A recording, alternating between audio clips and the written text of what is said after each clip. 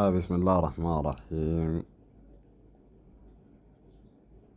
الصلاة والسلام على ال- على سيدنا محمد وعلى آله وصحبه وسلم. السلام عليكم جميعا أخواننا. السلام عليكم ورحمة الله تعالى وبركاته. كيف أصبحتم؟ إن شاء الله طيبين يا أخواننا. نحن نتكلم عن مباراة اليوم الليلة. الهلال 95% نحن متأهلين بإذن الله تعالى، رغم الحقد من الكاف ورغم الحقد من اتحادنا السوداني. خليك من الكاف على الهلال. الهلال الميزة محسود من كل الفرق، والمثل اللي بيقول لك كل ذو نعمة محسود، كل ذو نعمة محسود. أول شيء الهلال محسود من الكاف، ومبارح على عين الكاف وعلى عينك يا تاجر المدلل الكاف.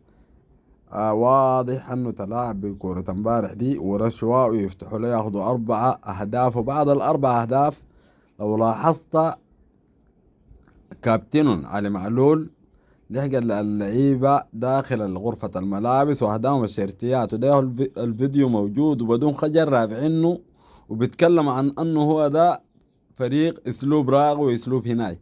ودي اساليب ملتويه، دي اساليب الكافه. كوره امبارح دي اقسم بجلال الله لو لعبوا الشروق الحله الجديده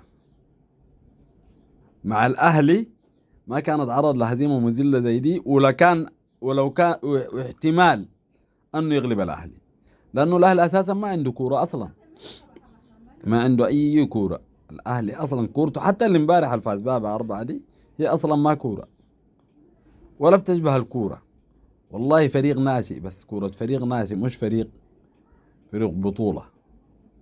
الأهلي ما عنده حاجة، وإن شاء الله نحن حنكسب المباراة دي، وبإذن الله إذا ما كسبناها حنكسب مباراة الأهلي في مصر.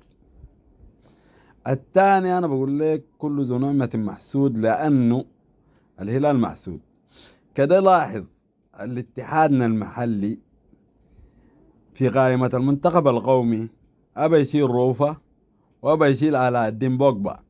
ليه؟ عشان يحطم معنوياتهم وما يقدروا يلعبوا كرة الليلة.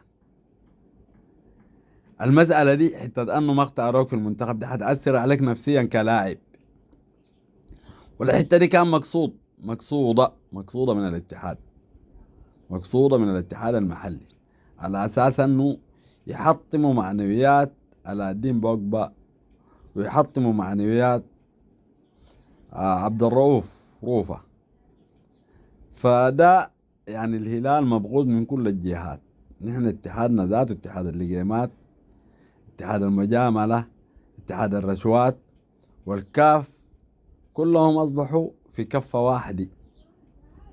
وحتى شكوى الأهلي ضد الهلال كان الاتحاد له ضلع فيها، كان له ضلع فيها كبير جدا. فيا جماعة المسألة واضحة، المسألة واضحة، وكلامي ده اسمعوا كويس واسيقوا له وتأكدوا وتابعوا، وحتظهر لكم النتيجة. والهدف الليلة عبد الرؤوف وعلاء الدين عشان ما يقدروا يدوا أي كورة.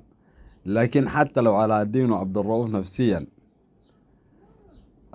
نفسيا ما قادرين يلعبوا، نحن متأكدين من غير عبد الرؤوف من غير علاء الدين حنفوز.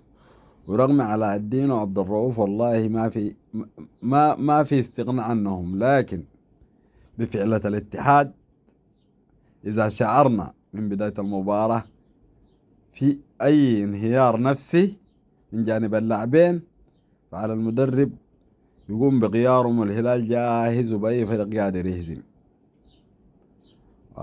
جزاكم الله خير وشكرا للجميع.